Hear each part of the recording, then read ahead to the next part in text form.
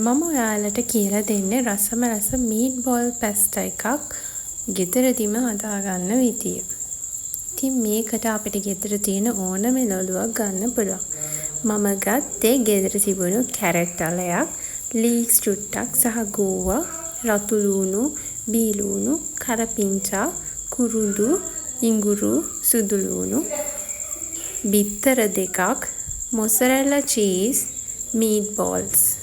ගෙදර හදපු meet balls ගන්න පුළුවන් නම් ගොඩක් සෞඛ්‍ය ආරක්ෂිතයි. ඉතින් මුලින්ම මේ විදියට ඔයා හදන පෑන් එකට තෙල් ටික දාගන්න ඕනේ. මම මේකෙදි පාවිච්චි කරේ පොල් තෙල්.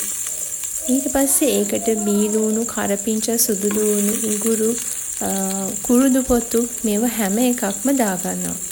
එනසාල් කරාබුනෙටි දෙකක් තිබ්බනම් හොඳටම ඇති මාරම සුවඳයි සහ මාරම රසයි. ඒ ටික හොඳට බැදීගෙන එනකොට ඒකට එළවලු ටික එකතු කරන්න. කරපිංචා, එතනින් ගියාම ගෝවා, තව අපිට පුළුවන් ලීක්ස්, මේකට ලුණු කොළ ඕනෑම එකක් දාන්න පුළුවන්.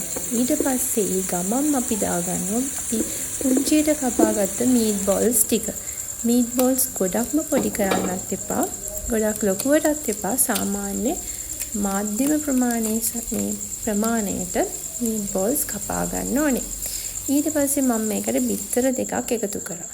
බිත්තර දෙකක් හොඳටම ප්‍රමාණවත් 4 දෙනෙකුට කන්න. මොකද අපි මේකට මීට් බෝල්ස් දානවනේ. බිත්තර දෙකකුත් දාලා හොඳට මේක කලවම් කරගන්න ඕනේ.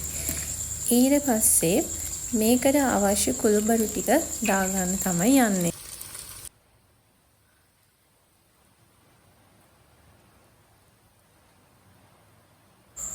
කුළුබඩු විදියට කහ, ලුණු, මිරිස්, ගම්බෙරිස් ගන්න පුළුවන්. මෙතනදී ඔයගලන්ට කෑලි මිරිස්, මිරිස් කුඩු ඕනම එකක් දාගන්න පුළුවන්. කෑලි මිරිස් දාගත්තොත් ඉතින් මිරිස් හැරට වඩා අර පෙනුම තමයි එන්නේ. ඒ නිසා මිරිස් කුඩු චුට්ටකුත් දාගන්න. ඊට පස්සේ හොඳට බාගෙට තඹගත්ත පැස්ටා ටික දාගන්න ඕනේ. පැස්ටා ටික බෙරි වෙන්න තඹ ගන්න එපා. ගානට ඒක තඹ ගන්න ඕනේ. ඊට පස්සේ අපි දාගන්නවා මොසරෙලා චීස්. ඕන දැන් ඉතින් අපි පැස්ටා එක හදලා ඉවරයි. දැන් තියෙන්නේ රස බලන්න. ඉතින් උගලුත් හදලා බලන්න මේ මීට් බෝල්ස් පැස්ටා එක හරිම රසයි. ගෙදර තියෙන ඕනම එළවලුවක් දාලා රසට කන්න හදාගන්න පුළුවන්. එහෙනම් try කරලා බලන්න. ගිහින් එන්නම්.